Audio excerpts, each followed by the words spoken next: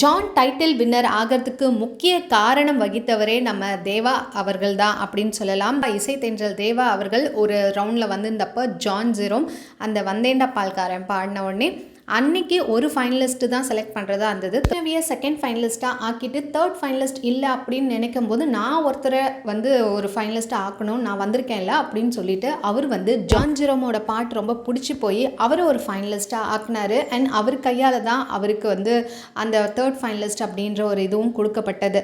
So ரொம்பவே special. இப்போது இன்னொரு ஸ்பெஷலும் நடந்திருக்கு. ஜான் ஜெரோம் வெளியில் வந்ததுக்கப்புறம் எல்லா இடங்களுக்கும் அவர் ஊர்களுக்கெல்லாம் போகும்போது ஜான் ஜெரோமை வரவேற்று நிறைய இதெல்லாம் ஆரத்தி இதெல்லாம் காட்டி அவரை வரவேற்றிருந்தாங்க. அது மட்டும் இல்லாமல் அவர் படித்த ஏலகிரியில் டான் பாஸ்கோ காலேஜில் பார்த்திங்கன்னா அங்கேயும் போய் சிறப்பு சீஃப் கெஸ்ட் மாதிரி அவரை வரவேற்றுகளும் நடந்தது.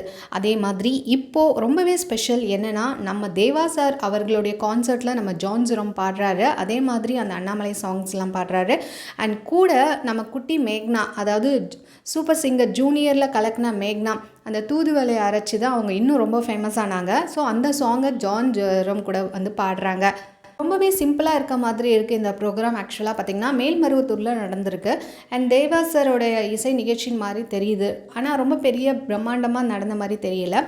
பட் போக போக டீட்டெயில்ஸ் வந்துக்கிட்டே இருக்கும். யாருக்குமே தெரியாது தான் சொந்த ஊரில் அப்படின்னு சொல்லிக்கிட்டு இருந்த ஜானுக்கு இப்போ உலகம் முழுவதும் நிறைய ஃபேன்ஸ் இருக்குது. அண்ட் இப்போ அவர் நிறைய கான்சர்ட்ஸ்க்கும் போயிட்டு வந்துட்டு தான் இருக்க போகிறாரு. அண்ட் உலகம் பூராவும் சுற்றி வந்துட்டு தான் இருக்க போகிறாரு.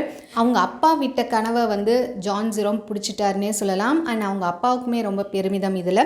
அண்ட் இந்த மாதிரி அப்டேட்ஸ் சேனலை மறக்காமல் சப்ஸ்கிரைப் பண்ணிக்கோங்க. பிடிச்சிருந்தா லைக் போட்டுக்கோங்க. உங்கள் ஃபீட்பேக்ஸை கமெண்ட் மூலமாக தெரிஞ்சுங்க. தேங்க்ஸ் ஃபார் வாட்சிங்.